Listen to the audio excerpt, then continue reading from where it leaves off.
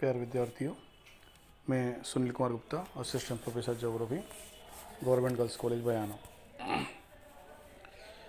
आप अपनी mobile screen पर जो मानचित्र भारत का देख रहे हैं, उसमें मानचित्र के माध्यम से ही आप समझ गए होंगे कि आज हम इस वीडियो में और चावल उत्पादक क्षेत्रों के बारे में चर्चा करेंगे कि भारत में चावल का उत्पादन किन राज्यों में और उन राज्यों में कौन कौन से ज़िलों में, क्षेत्रों में अधिक होता है और चावल की कौन कौन सी विधियाँ हैं अथवा कौन कौन सी भौगोलिक परिस्थितियाँ हैं जिनसे चावल इन विशिष्ट क्षेत्रों में पैदा किया जाता है।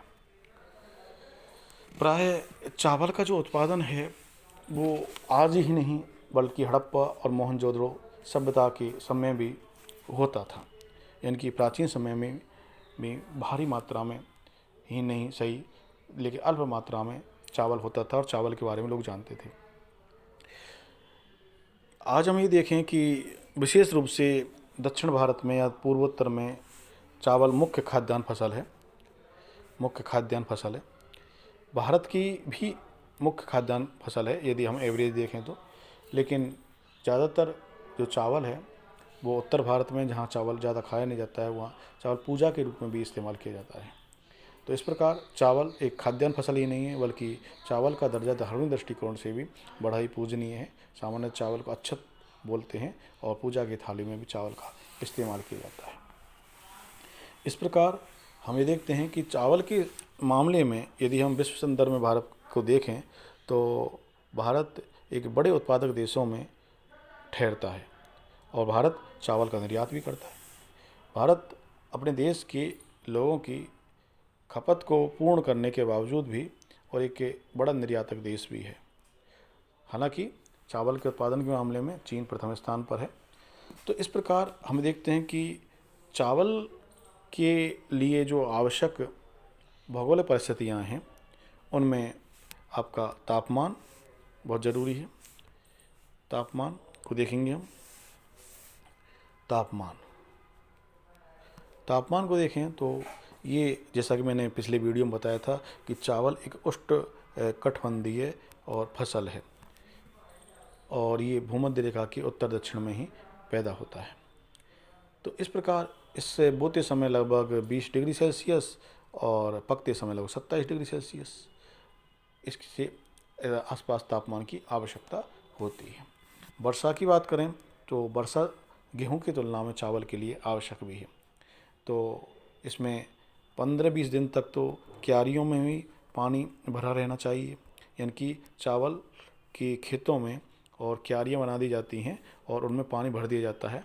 तो चावल के लिए पानी की भारी मात्रा में आवश्यकता होती है और लगभग 100 से 200 सेंटीमीटर वर्षा होनी चाहिए और वर्षा की अनुपस्थिति में या अभाव में और भारी मात्रा में और सिंचाई की आवश्यकता होगी। और जैसे हम देखें कि पंजाब हरियाणा क्षेत्र में और वर्षा नहीं होती है, फिर भी चावल के मामले में वो पंजाब का अपना नाम है, तो उसकी वजह है सिंचाई की उपलब्धता। तो जिन क्षेत्रों में सिंचाई की उपलब्धता है वहाँ वर्षा के अभाव वाले क्षेत्रों में भी चावल का उत्पादन किया जा सकता है। इसके बाद हम देखें मृदा, सॉइल। तो मिट्टी के जो क्षेत्र के मामले में हम देख सकते हैं कि चावल के लिए और दोमट मिट्टी हो सकती है, कांप हो सकती है और चीका हो सकती है। तो इस प्रकार चीका मिट्टी इसके लिए विशेष रूप से तुलनात्मक रूप से ठीक रहती है क्योंकि चीका के बारीक कण होते हैं और बारीक कण होने के कारण और मृदा के अंतर्गत पानी काफ़ी समय तक रहता है और धीरे धीरे रिस कर जाता है, तो जल्दी सूख भी नहीं पाता है और काफ़ी समय तक आर्द्रता बनी रहती है। तो चीका मिट्टी, क्योंकि इसके कण बारीक होते हैं, इसको अंग्रेजी में क्ले बोलते हैं, मृत्तिका या चीका। तो ये मृदा और चावल के उत्पादन के लिए तुलनात्मक रूप से बेहतरीन होती है। सामान्यतः चावल मैदानी क्षेत्रों के अतिरिक्त तटीय क्षेत्रों में भी होता है, क्योंकि तटीय क्षेत्रों में भी और मैदानी क्षेत्र हैं जो विभिन्न नदियों के द्वारा लाए गए अवसादों से निर्मित हैं। कुछ डेल्टाई क्षेत्र भी हैं जैसे गंगा का मोहना या महानदी, गोदावरी, कृष्णा, कावेरी और पेन्नार, बेगाई आदि नदियों के मुहाने पर भी भारी मात्रा में चावल का उत्पादन होता है, क्योंकि वो जलोढ़ जो मृदा है वो काफ़ी उपजाऊ है, नवीन मृदा है, ह्यूमस की इसमें पर्याप्तता है, साथ ही उसमें जलाधिक्यता भी है, उसमें पर्याप्त रूप से पानी उपलब्ध है। इस कारण से और डेल्टाई क्षेत्रों में भी चावल का उत्पादन भारी मात्रा में होता है। यदि हम इसके फर्टिलाइज़र्स की बात करें, खादों की बात करें, तो इसमें सामान्यतः अधिक पैदावार के लिए और कुछ केमिकल फर्टिलाइजर्स भी डाल सकते हैं, रासायनिक खाद, जिनमें सल्फेट, सुपर फास्फेट आदि हो सकते हैं। यदि प्रति हेक्टेयर उत्पादन बढ़ाना है, जैसे पंजाब में देखें, पंजाब में वर्षा का अभाव है, फिर भी प्रति हेक्टेयर उत्पादन अन्य राज्यों की तुलना में काफ़ी अधिक है। क्यों? क्योंकि पंजाब का जो किसान है वो देश के तुलनात्मक अन्य राज्यों के और किसानों के काफ़ी आत्मनिर्भर अथवा